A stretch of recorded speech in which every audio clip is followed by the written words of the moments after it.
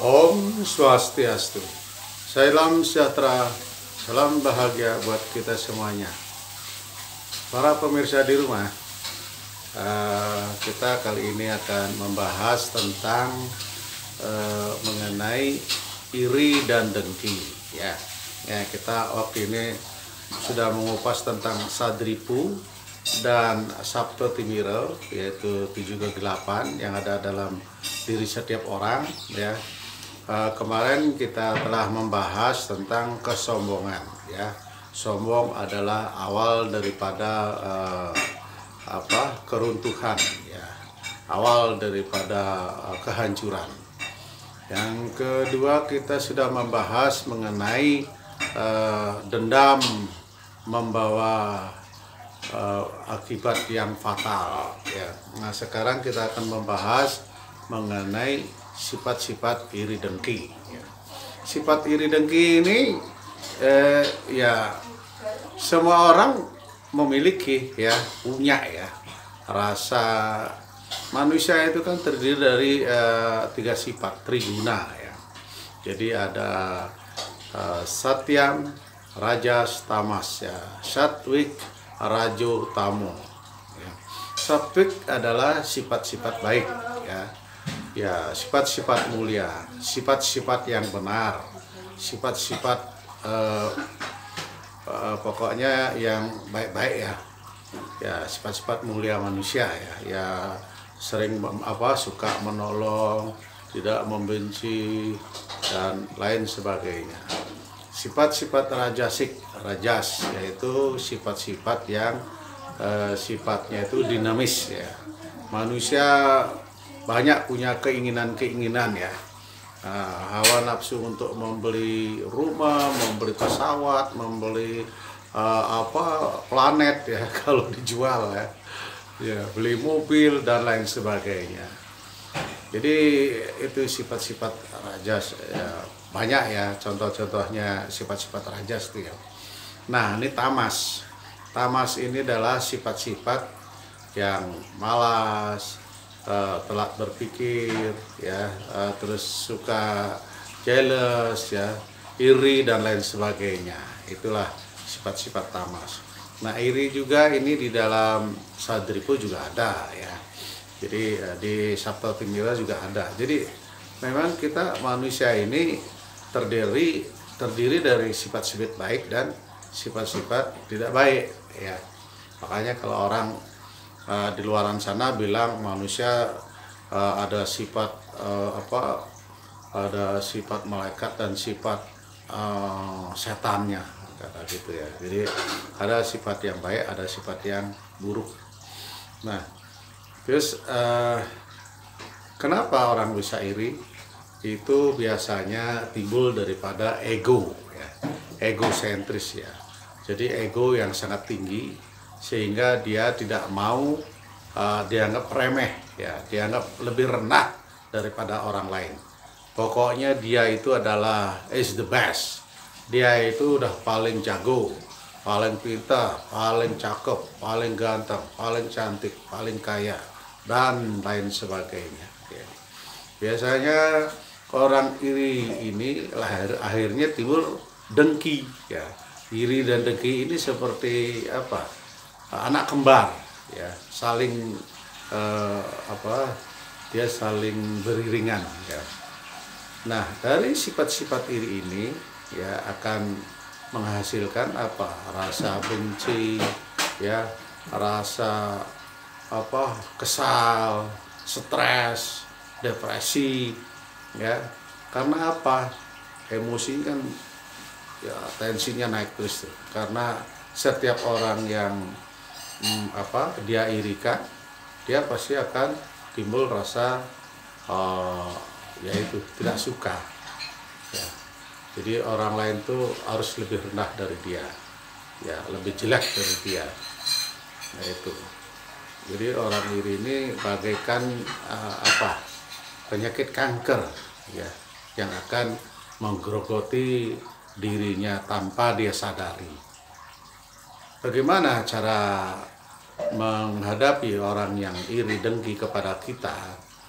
Ya, kita cuekin aja, nggak usah kita ladenin seperti dia, terus dia iri terus kita iri lagi, nggak usah ya. Jadi kita ini aja, nyantai aja, biar dia keki sendiri ya. Tunjukkan, kita tingkatkan prestasi kita ya. Kita harus lebih bekerja keras sehingga kita sukses dan berhasil. Tambah iri dia ya. Dia, aduh gimana sih nih, oh itu orang kok lebih lebih kaya dari gua nih gitu. Jadi dia pokoknya kita itu gak boleh lebih sukses dari dia gitu.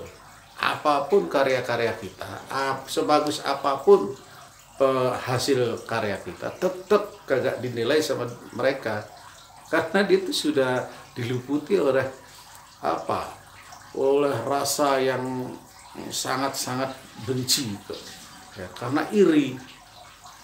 Makanya kita ya abaikan saja dan doakan ya dia agar sadar kembali ke jalan yang benar ya, biar dia tidak benci kepada kita ya. Kita tinggal doakan aja ya, doakan yang baik-baik ya, nggak usah kita doakan ya biar dia mampus, biar dia cilaka dan lain sebagainya, nggak usah.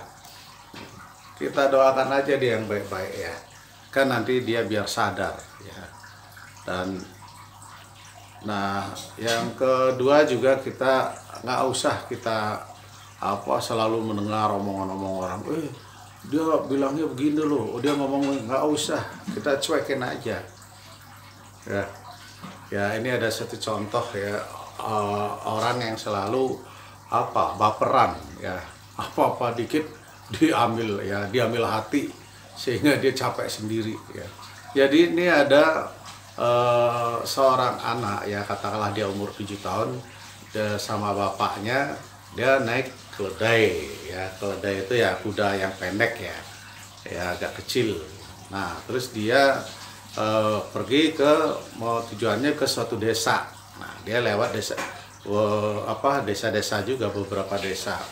Nah begitu dia mau jalan ke desa, anaknya yang disuruh naik keledai dulu ya, anak yang kecil. Terus dia lewat di desa, ada orang yang yang usil. Dia bilang, itu nggak salah tuh, masa anaknya yang naik keledai, bapaknya kan udah tua, harusnya bapaknya yang naik keledainya. Wah itu anak tuh nggak tahu diri tuh. Akhirnya karena nih bapaknya mendengar omongan orang, terus akhirnya dia berhenti dan ya nih nak, ya bener kata orang itu, harusnya bapak yang naik nih, kamu jalan aja, ya, bapak kan udah tua, wajar bapak yang naik keledai ini. Akhirnya bapaknya yang naik, anaknya yang jalan ya di samping keledainya. Dia lewat satu desa, terus di desanya ada juga orang yang usil ya. Dia bilang, wah itu bapaknya nggak jelas tuh, orang nggak tahu diri tuh, bukan anaknya yang dinaikkan keledai, malah bapaknya yang ini naik keledainya. Wah bapaknya tuh payah tuh. Akhirnya bapaknya denger juga, waduh iya bener juga ya, tadi bilangnya kamu yang naik, bapak yang dibilangin ini harusnya yang naik, sekarang kebalikan. Ya udah kalau gitu bapak nggak usah naik keledai dah, biaran aja keledainya ini jalan sendiri. Akhirnya keledainya tanpa penumpang. Nah lewatlah dia di satu desa lagi yang terpencil. Nah ada lagi omongan orang, wah itu payah juga tuh si bapak tuh, masa keledai dianggurin bukannya dinaikin. Ya ada bapaknya denger lagi, wah ya bener juga ya, kenapa keledainya kosong nggak kita naikin. Daripada pusing, udah kita ini aja deh, keledainya gendong aja deh. Akhirnya keledainya digendong sama bapaknya ya, daripada ada penumpang terus ada omongan gini gitu, lebih baik keledainya digendong aja. Akhirnya keledainya digendong berdua Lah dia lewat di satu desa, diketawain sama orang. Wah, itu nggak salah tuh. Oh, masa keledai bukan dinaikin malah digendong ya. Wah, mendengar kata-kata apa lah bulian dari orang sekampung, akhirnya bapaknya kesel, akhirnya keledainya dilempar, ya dibuang di jurang. Wah, akhirnya keledainya dia mati, nggak punya keledainya. Nah, itulah satu contoh bahwa kalau kita selalu baperan, terus apa omongan orang, kita langsung kita masukkan, kita cerna tanpa kita menyaring-nyaring dulu, ya kita akan stres sendiri, ya kita akan sakit sendiri. Ya sebaiknya ya jangan terlalu mendengarkan gosip-gosip dari luaran, jangan terlalu masukin omongan-omong orang yang nggak jelas. Ya kita mesti cerna dulu baik apa enggak omongan orang itu. Kalau baik, ya usulan yang baik kita terima. Tapi usulan yang nggak baik, sifatnya itu ngejatuhin, ya cuekin aja. Ya sekian hari ini sharing kita, semoga bermanfaat. Om Santi Santi Santi Om.